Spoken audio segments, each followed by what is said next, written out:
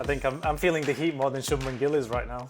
You know, there was a lot of stick that Ben Stokes got from the crowd, and he did actually eventually bite at the end, end of the first innings, and he said, "Okay, well, thanks, mate. Next time I'll make sure I'll give you a call." I'm not going to let them down. I'm not going to be dancing on the boundary if I let a few catches go. And to bring the point, even the senior players that we do have, I know, Amit, you brought up Jaddu. Love Jaddu. He's been a favourite of mine for a number of years. But let's put the fielding to one side and let's talk about, one of the main aspects of his game.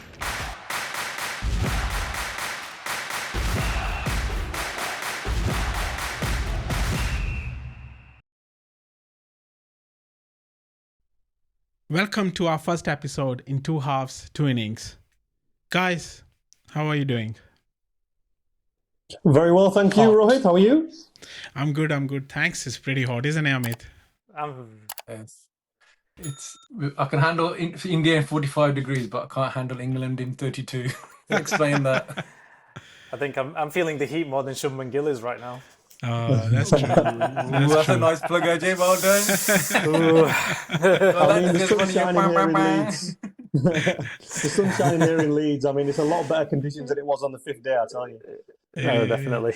I can see all the sun shining on you, Dhiraj. So hopefully the sun will be shining soon on Indian cricket team this week. Let's hope so.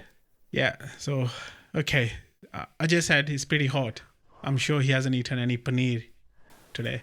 Have you, Ajay? No, saag. And Saag? You had roti. saag today? Saag today. That's it. Nice. Gotta have all the strength for the next 5 days to watch India. Hopefully we can come back in Edgbaston. Yeah. But we're going to be diving into that at the end of the show, so yeah. Yeah, we will be. So guys, we got together in our first episode for our preview and most importantly, reflecting on our first test match loss at Headingley. So Amit, I'm going to start with you. What are your thoughts on that? I was so disappointed. You got to remember, this is, if you remember the last time India came to England in 2002. So at that point, the series was quite poised. And then the match in Manchester got cancelled because of allegedly COVID. But I think the rumours are it was actually due to the IPL. They wanted to finish the IPL. And then we went to Edgbaston. And again, just like this game here, we lost from a winning position. So it's 2 consecutive games on English soil that India have lost, which they shouldn't have lost. I mean, Amit, you were at the first 2 days. I mean, what did you make of the atmosphere as well? I mean, on the first 2 days? So, I've been to probably 2 dozen India games, so kind of T20 Test and ODIs. I was actually surprised at the lack of Indian presence in Leeds, and just because it was Leeds, it was the first time I've been to Leeds, so I don't know if this is kind of normal, but I just expected there to be a much larger Indian crowd. It would be the first time I would say that there was kind of more English fans than there were Indian fans, and and I've been following cricket, I'd say since kind of 2099, since 99 passionately. So it was the first time I said that I really saw that. I thought it was maybe because of Friday, so it was day one, that maybe the Indians are being Indians and going to work, and thought they'll come on the Saturday. But actually, the Saturday was the same, if not worse, actually. So I was disappointed with the Bharat Army. Normally they're really vocal, but actually, I don't know how you boys felt because you were there for days. We were Sunday. Yeah. You were Sunday, yeah. So, actually it was the Barmy Army that were kind of in full voice. And you got to remember, day one, the match was very much kind of in India's favour. And I know you can't tell much. You can't tell much until both sides are batted. But at that point, if before the day you said, knowing the conditions, if you want, what would you want to do? I think you want to bat. Although allegedly, Shubman Gill said that if he had lost the toss, he would have also fielded first, which I found that strange. Yeah, strange. And the weather conditions were beautiful, and it was packed with centuries. So I was just really disappointed, and it'd be interesting to know kind of how you guys felt. Ajay, I mean, I think what do you think? the Bharat Army Yeah. actually, the Barmy Army infiltrated Ajay, and they took him with them on the third day. To be fair, Oh, they roped me straight in. They thought I was the snake charmer, and we were building those cups into the longest snake ever. But you know what? You're right, Amit. I think the third day that me and Dhiraj were on, so we were on the Sunday. I was expecting a larger Indian presence. I thought it's the weekend. I thought they would all have been off, and surprisingly, we were in the popular enclosure, only about 5 or 6 rows away from the pitch. And to be fair, it just felt like me and Dhiraj and the 2 other boys that we were with. We were the only Indian supporters in a group of 50, 60 people around us. And I think Bharat Army were on a stand or on the next gate. But yeah, I think obviously what you said was absolutely right. I just don't feel like there was an Indian presence there to really support the team. I think the players could probably feel it as well, and that's why even like on day 5 or even day 4, they didn't really feel like that confidence or that energy from the crowd compared to other places.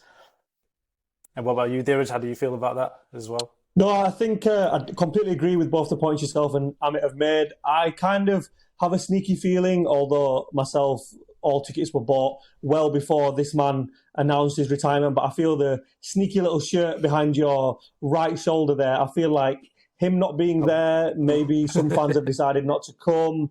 He was such a big advocate for Test cricket. Who knows if that's made a difference? I know for me, as disappointing as it is that him, Rohit, and even Ravi Ashwin are no longer with the Test team, you've always got to get behind the team. Been going to Headingley since, I think, 2002, when we famously won there with Dravid, Tendulkar, and Ganguly all getting centuries. So, to be honest, I think, the crowd definitely lacked a lot to be desired. I'm hoping come Edgbaston, the second test, which I know we'll get onto later, I'm hoping the Bharat Army and all the other Indian fan groups come together and really get behind Shubman Gill and the team. It's a very new team, and I think they need all the support they can get, especially in English conditions. So here's hoping that, come the second test and the test beyond that the fans will be in full voice. Yeah, if you see But the do you know- first day end, sorry, Amit, if you see the first day, right, and where we ended the first day, and I think we were pretty in strong condition, a strong position at that Position. Yeah, definitely. I think obviously, making a score of 400, having some centurions on the test scorecard, I think that would have definitely put some doubts in the English bowling attack. I mean, there's no Jofra Archer, so Chris Wood as well. Chris Wood as well. So these are bowlers that would definitely fear, put some fear into the hearts of the Indian batsmen. So I thought we started off really well. Jaiswal did really well to start off with, and Rishab, Pant, and even KL Rahul.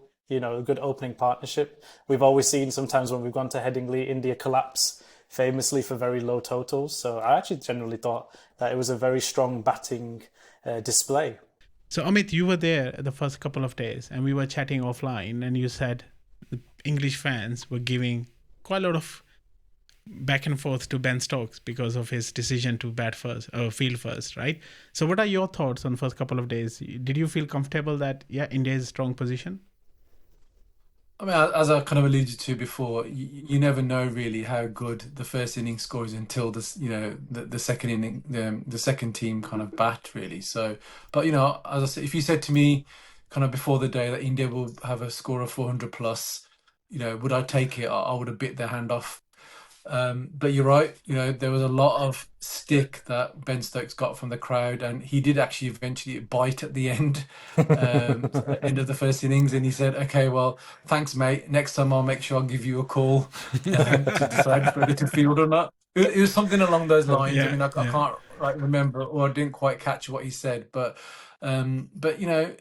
the thing is, I mean, eventually obviously his decision paid off because they won, but then again, I suppose it just shows the fickle nature of kind of supporters, and we're not immune to that. We're fickle as well, and 1 minute the heroes, the next minute the zeros, and that's why I suppose it's the podcasts like this hopefully are fun, because it's kind of we're not experts, we're just kind of passionate followers of our respective teams, in this case India. And obviously later on the football will get more fun, I assume, as we're kind of all different clubs. But and that's what it's about, really.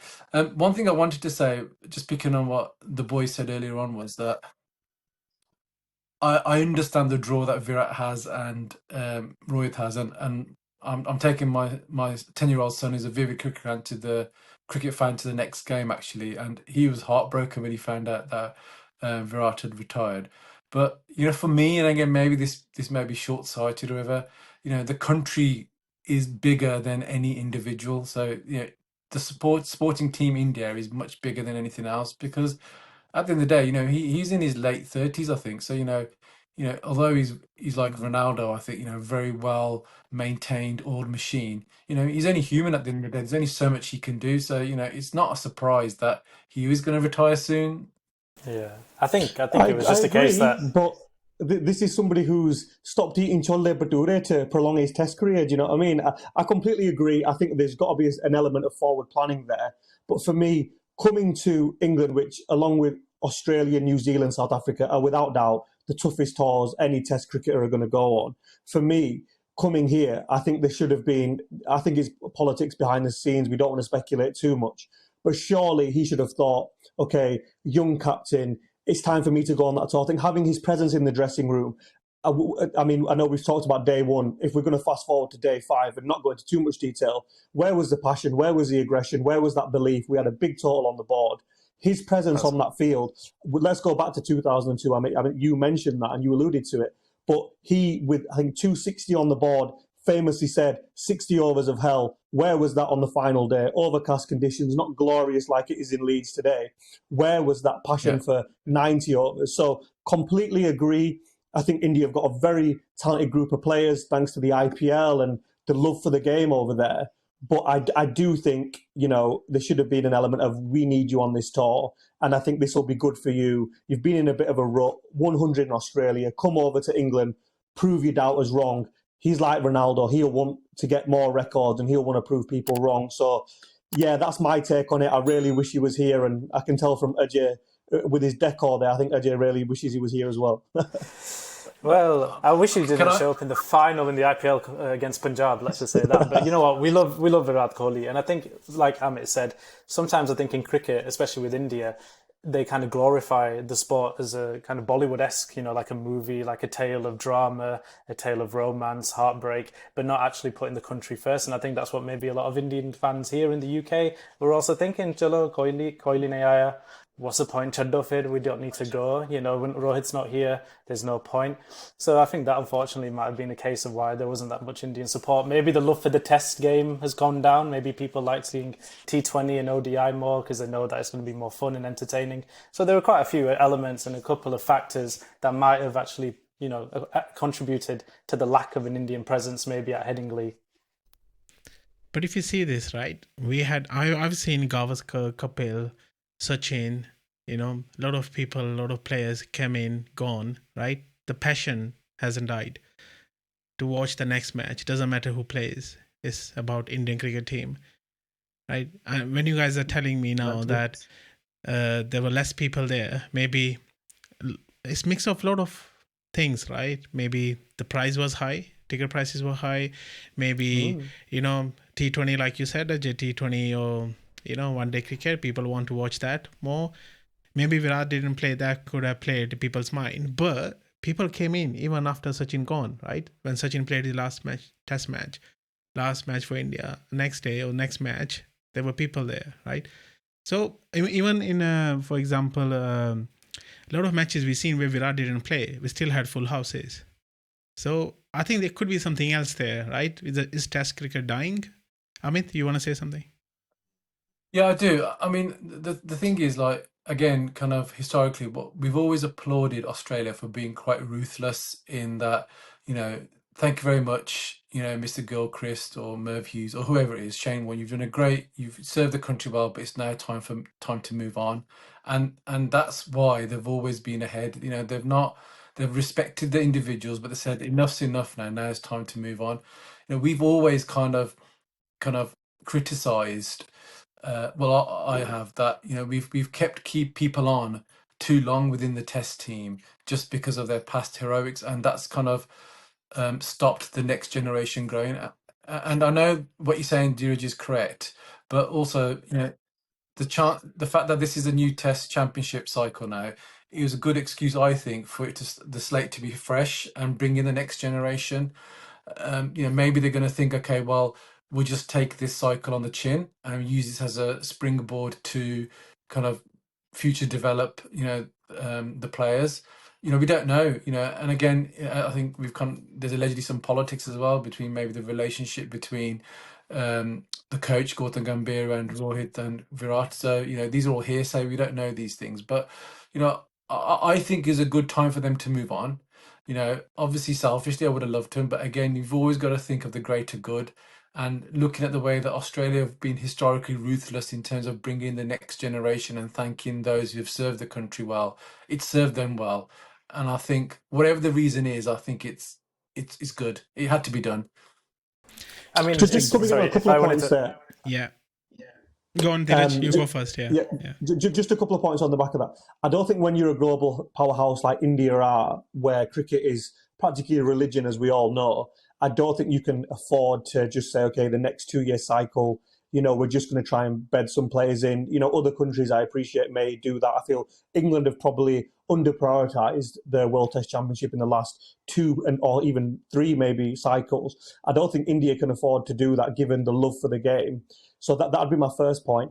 I think my second point is, I think though them youngsters, personally, I think they need that support. I think Shubman Gill would love to look in the slip cord and have a Kohli there next to him to say, okay, what shall I do here? Nothing's working. Because on that 5th day, there was KL Rahul was the one kind of leading the charge. Gill took a little bit of a back seat. I think he needs that experience. I agree. Succession planning, forward planning in sport, in life is so important, but you need to make sure it comes at the right time. Doing it too soon, and I feel like, as we saw in the first Test match, sometimes you can not have the right players on the field to get the right result. I think I'm going to throw in my Man United fanboy hat right here, and I say get rid of Gambia. No. Come on. Glory, You had 20 minutes on the podcast for Ajay to bring that one up. Get rid of Gambia. I thought we were doing that till August. No. But on a serious though, like Dhiraj was saying, and jumping on that point, cricket is the religion of India. When do you get to a point, and looking at Gambia's record as Test manager, where do you feel that this is actually going to get to a point? If we lose in England, do you think there's going to be question marks over his position, his role? Because ultimately we didn't do well at home against New Zealand. We didn't do well in Australia. And is this going to be another one where if we're going to get out of the top 4 in the rankings, South Africa are doing well, Australia is still looking strong, and of course England, obviously we're playing them now. In Pakistan, Sri Lanka, these are going to be teams that are going to be looking for that 4th spot. And if we don't get that, that's going to be a huge basety on, I think, Indian cricket. And I think also with Gambhir as well, whether or not, as we were talking about certain speculations, where was Shreyas Iyer in this Test? I mean, he captained Punjab into an IPL. And I know we shouldn't be talking about IPL as a platform to elevate these players into the Test squad, but if you do look at these Test squads, the list of the players, I mean, a lot of them kind of had an okay IPL, but have not had a very successful 2024 in terms of the red ball. I mean, Prasidh Krishna, Shardul Thakur, the stats in 2024 for Test bowling has not been particularly very good. And neither, like Harshit Rana, either that. I mean, only Jasprit Bumrah and Mohammad Siraj are only our 2 frontline bowlers who have actually performed well in the last 2 years with good economies. I mean, talking about Prasidh Krishna, obviously we don't want to go too much into slandering or anything, but having an economy rate of 6.2 in 2 Test matches, in 2 innings, in 1 Test match, there's going to be some worrying signs there. And I think the bowling coaches and the team need to really work on how we're going to utilise our 3rd, 4th bowlers and not just rely solely on Bumrah and Mohammad Siraj. Yeah. No, completely agree. I mean, we need to wait and see if Bumrah even plays a 2nd Test. I think that was also a mistake, and I think we mishandled letting the media and letting our opposition know, right, he's only going to play 3 Test matches. 3 Test matches, if that's the case, for workload management, I completely understand that point, but I don't think you should ever give your opposition a sniffers to say, okay, our premium bowler, our main kind of trick in the hat, we're going to tell you he's only going to play 3 out of 5. Literally already there thinking, right, we've won 1 and there's 2 he's not playing. We've got a really good chance to wrap up this series now. So, yeah, I think that was a little bit foolish on their behalf to kind of let that out of the bag so early on that he's only going to play 3 Test matches. Oh, maybe he won't. He will play all 5 matches. You never know, right? That's Arteta. That could be a trick, right? That's a trick. Yeah, that's a Trojan horse. Yeah. Let's get some massages done. Yeah, that's it. No, but to be fair, Exactly. I think another thing as well that obviously with Bumrah potentially maybe playing three, whether or not that's just mind games, but I think definitely there needs to be a lot of emphasis on the fielding. Now, guys, we've got Oh, to address don't, the man. dark horse in Oh, the room with the fielding and slip cordons and catches. Yeah. I mean, I don't want to really do call you- out individual players, but still, there has to be a lot to say about a particular young batsman who dropped not only 5 catches in this Test match, but also 3 at the MCG in the Australia And then Test was as well. dancing around on the last day. And then, if that was Kohli, Rohit, you might have to put some bleeps in this one next, but I swear he would have been going after him, running across the whole length of the pitch and pulling him by the ear and be like, hey, tu kya kar raha hai? There would have been a Focus couple of kar. Ben Stokes going his direction, I feel. Ben- if not Yeah, these he- catches he of did a Kohli lot, were- yeah. He would have done a Ben Stokes Marla for sure. Yeah. But yeah, you know, these But you things know what? are Honestly, these things are part Yeah, I and was parcel gonna of the say- game. Go on, Amit. Yeah. they are. But you know what? I mean, I know I'm going to sound really, really harsh here, and you know, it's everything's always easy when you're a supporter. You know, who should bat first, and catching and batting and fielding and bowling, etc. But you know, these are professional cricketers. You know, we're talking about professional cricketers in population 1.2 or whatever India's popular 1 above 1 billion. You're the cream of the crop. We talk about the basics here, and Jadeja, he's absolutely amazing. But I mean, how many errors did he make? Not concentrating and balls going to the boundary, drop catches. I mean, normally he's our best fielder. What it reminded me of was the era. The fielding before Ganguly came in, So when we had, but India was always ridiculed for their poor fielding, and it was kind of like Ganguly and Kaif and Yuvraj, when we started having them, that really elevated or sharpened our fielding up, and then obviously the likes of Kohli thereafter. But honestly, I was just embarrassed. I said, come on, man, you're professional sports people here. Just come on, concentrate. I know it's difficult. It's a test, and it's called a test for a reason, to have that concentration for, that and in 5 that heat days. as well, for that length of time over 5 days. But this is their bread and butter. This is what they're paid to do. This is what they do day in, day out. This is what they practice for, regardless of whether it's IPL, T20, ODI or test. Yeah, but sometimes it's really hard, guys. End of the day, they're humans as well. I know they're professional cricketers. They practice every day on that. Like we practice every day. Sometimes it can happen. I was just wondering, right? Because England players, they did drop some catches as well, right? Ben Duckett, I remember he dropped a catch, and I don't know if there was any other catch dropped. Maybe there was some visibility issues. Maybe, I'm not sure. Because then again, I've known that slip catches are pretty hard to take. They're not easy. The ball comes in very, very fast at you, right? So sometimes it can happen, especially at Headingley, because you never know. Yeah, it's a slow because people are behind the ball. Something, anything can happen. They don't go there to drop the catches. They just happen. I remember when Hersel Gibbs dropped Steve O's catch in 99 World Cup semi-final, and they said, "Mate, you dropped the World Cup." He's the best fielder, one of the best fielder ever, Hersel Gibbs. I remember him dropping the simple catch. So these things can happen, but the main thing is they learn from it, right? They say, how can we improve now? True. And I think I completely agree. But I think in terms of them standards, again, without coming back to the point, that's where your leadership comes in. That's where your captain and your senior players come in. You keep them high standards when you know what, we've got some real gun players in this team. I'm not going to let them down. I'm not going to be dancing on the boundary if I've let a few catches go. And to bring the point, even the senior players that we do have, I know, Amit, you brought up Juddu. Love Juddu. He's been a favourite of mine for a number of years. But let's put the fielding to one side and let's talk about, one of the main aspects of his game. That 5th day, he was our main strike baller in them conditions. I mean, anybody could have seen. I mean, we've got a couple of optometrists on the call, but the rough was there. I mean, he wasn't even hitting the rough. I mean, anybody knows if I'm going to try and get something from this 5th day wicket, I'm going to hit that rough that's been made for the past 4 days. No, definitely. You wouldn't even need your binoculars there, D, to see that rough patches on the wicket there. But yeah, no, you're 100% right. And I think it goes back to, again, the selection. Where was the actual focus of, are we playing to the conditions? I mean, we haven't even had like a proper all-rounder in the team, apart from obviously Jaddu, but again, part-time bowler. Maybe we should have added maybe Kuldeep Yadav into the mix as well for his wrist spin.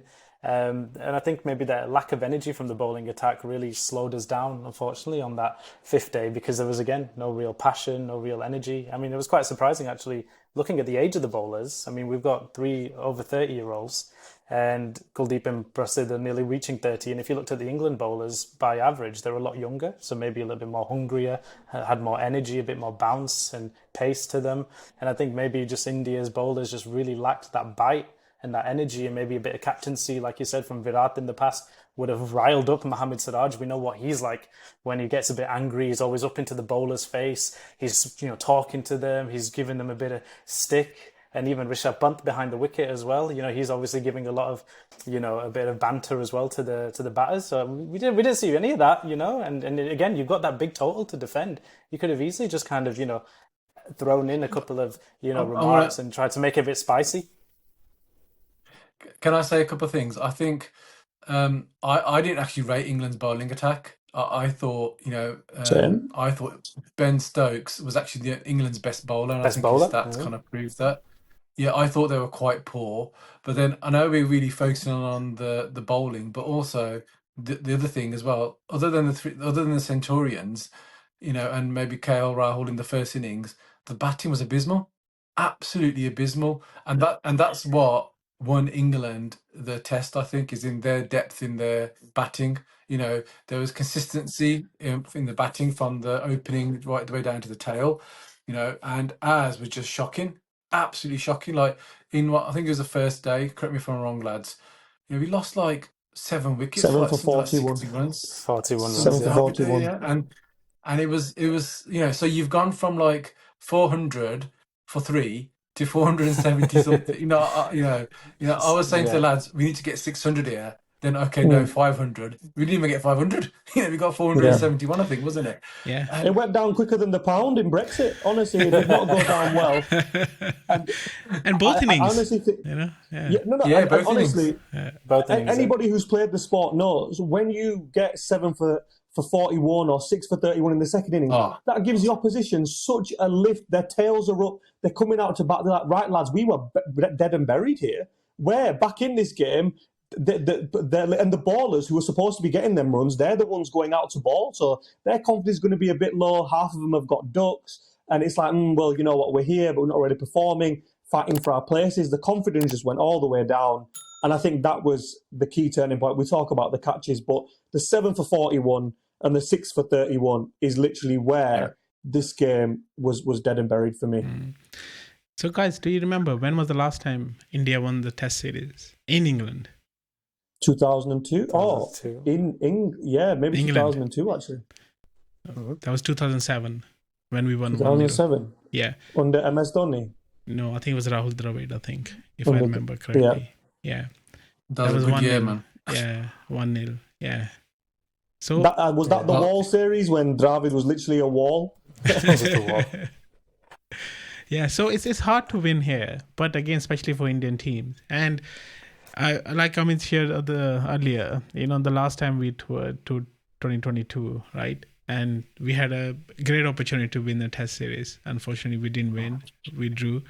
And now with the new young generation, now we call it. I mean, they're experienced players, right? They all play IPL. They play, other matches as well. They are not like very, very new, apart from probably what's the other Sai guy name? Sudarshan. Sai Sudarshan, yeah. Yeah. And Karun Iyer scored 300, against England. So they are kind of very, very experienced players.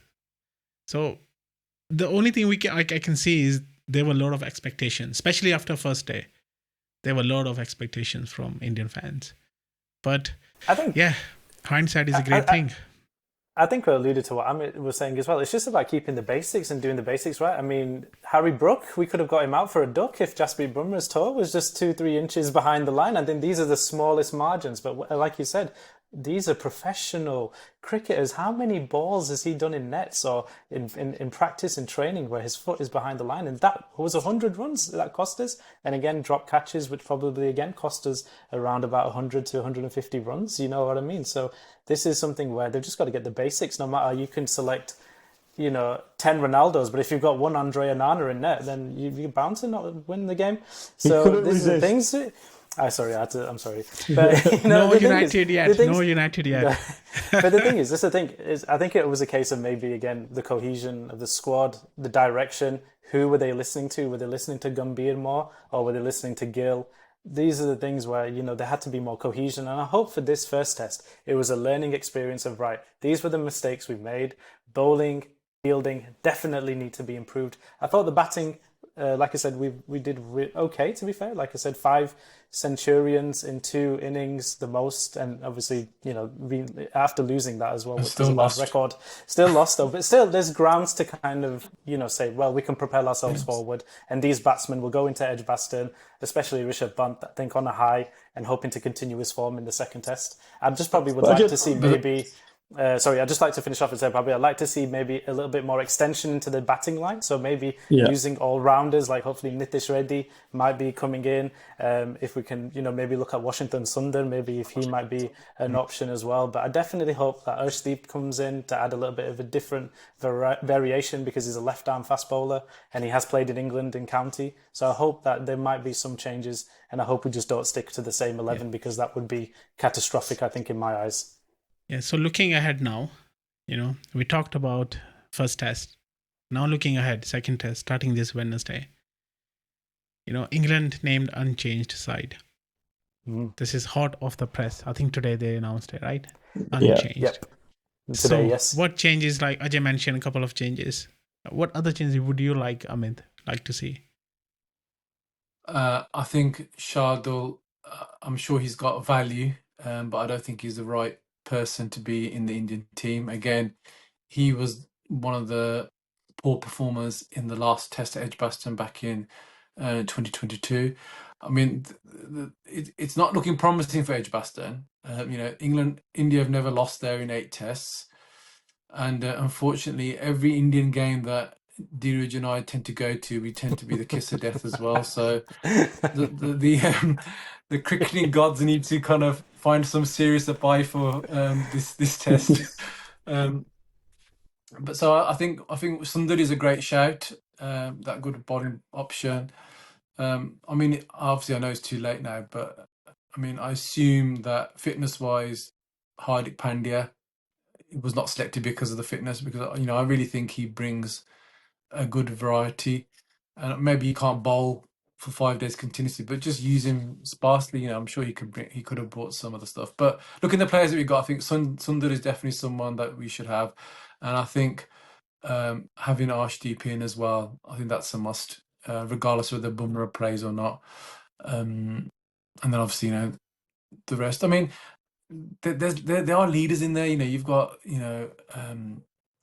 Rahul, and you've got Bumrah. They're really experienced, and although Pant hasn't, for such a young chap, he's actually been amazing. I mean, this is that was his third consecutive century in on England soil, because again he had one back in 2022.